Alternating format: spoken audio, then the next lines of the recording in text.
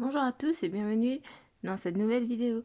Donc, nous allons voir les méthodes des coûts de coûts partiels. Donc, on ne se fonde que sur une partie des charges, le reste étant inexploité.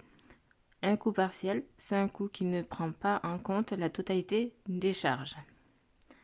Exemple de charges. Charges directes, variables, matières premières, composantes, main-d'œuvre directe, intérimaire, etc. Ensuite, nous avons les charges indirectes variables, électricité, énergie, lubrifiant, liquide de refroidissement, etc. Ensuite, nous avons les charges indirectes variables, électricité, énergie, lubrifiant, liquide de refroidissement, etc. Je l'avais dit, pardon. Nous avons les charges fixes directes égales dotation d'amortissement, loyer d'un équipement dédié exclusivement à un produit, rémunération du personnel affecté à un produit, etc. Et puis nous avons les charges fixes indirectes, dotation aux amortissements, loyer d'un équipement commun servant à plusieurs produits, rémunération personnelle, d'encadrement, etc. À 1, nous avons les coûts directs purs. Donc, on prend en compte les charges variables directes et les charges fixes directes. Donc, on a alors prix de vente moins coût direct égale marge sur coût direct moins coût indirect égale résultat analytique.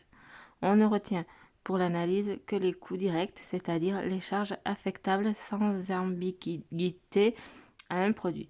En 2, nous avons les coûts variables. On prend en compte les charges variables directes et indirectes. On a alors prix de vente moins coût variable égale marge sur coût variable moins coût fixe égale résultat analytique. Ensuite, principe. Donc, les coûts variables sont les charges qui varient avec le volume d'activité de l'entreprise. Si l'activité progresse de 10%, ces charges varient dans la même proportion matières premières, composants, heures de main-d'œuvre directe, d'assemblage, etc. Les charges restantes constituent une masse considérée comme fixe à court terme. B. Cas d'utilisation. Utilisé pour établir les budgets d'exploitation. Permet un contrôle des charges en identifiant les responsables. Un chef d'atelier maîtrisera les coûts variables mais ne décidera pas de changer une machine relevant de l'ingénieur. Comparer les coûts variables unitaires par période permet d'identifier les produits rentables en appréciant leur contribution à la couverture des coûts fixes par la marge sur coût variable. Détermination du seuil de rentabilité, calcul du levier opérationnel, élasticité du résultat par rapport au CA. C'est quelques indicateurs clés.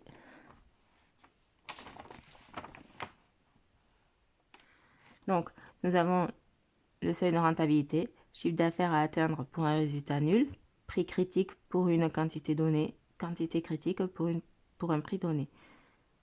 Point mort ou date critique, date à laquelle le seuil de rentabilité est atteint, plus la date est située tôt dans l'année, moins le risque est élevé.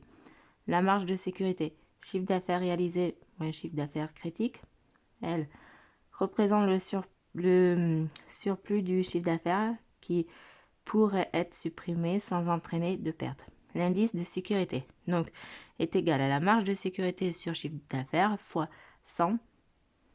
Plus cet indice est proche de 100, plus le risque pour l'entreprise est faible. L'indice de prélèvement égale coût fixe divisé par chiffre d'affaires fois 100 représente la part du chiffre d'affaires servant à couvrir les charges de structure. Plus la valeur est importante, plus il sera difficile pour l'entreprise d'atteindre le seuil de rentabilité. Là, dans cette formule sur l'indice de sécurité, c'est marge de sécurité divisé par chiffre d'affaires fois 100. Le levier opérationnel, levier d'exploitation ou encore coefficient de volatilité mesure l'élasticité du résultat par rapport au chiffre d'affaires. En 3, nous avons les coûts spécifiques. On a les charges directes variables et indirectes variables.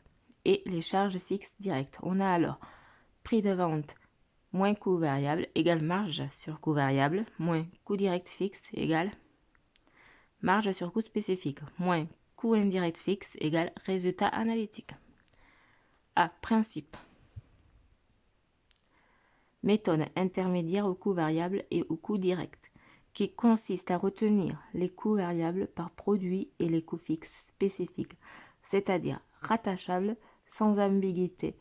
Un coût fixe est dit spécifique dès lors qu'il disparaît avec l'abandon du produit considéré. Exemple, le loyer d'une machine destinée uniquement à la fabrication d'un produit spécifique. Des indicateurs clés.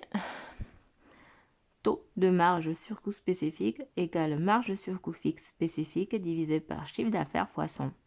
Taux de contribution à la couverture charge fixe commune égale marge sur coût spécifique divisé par charge fixe commune fois 100. En 4, nous avons l'imputation rationnelle, IR. Dans le cas d'une sous-activité, on prend en compte les charges directes et indirectes variables et la moitié des charges directes et indirectes fixes. On a alors prix de vente moins coût direct en IR, coût indirect en IR, égale résultat analytique en IR, moins coût de sous-activité égale résultat analytique. Dans le cas de suractivité, l'activité réelle est supérieure à l'activité normale.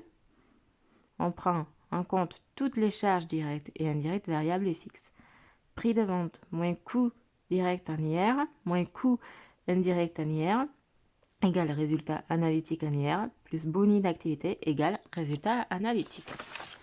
Et le coefficient d'imputation rationnelle égale activité réelle divisée par activité normale. Et pour finir, nous avons en 5 le coût marginal. Donc, recette marginale moins coût marginal égale résultat marginal plus résultat initial égale résultat analytique. CM égale coût de la dernière unité produite. Dans l'entreprise, il est rare de produire une unité supplémentaire. L'analyse portera sur une série. On parle alors de coût différentiel.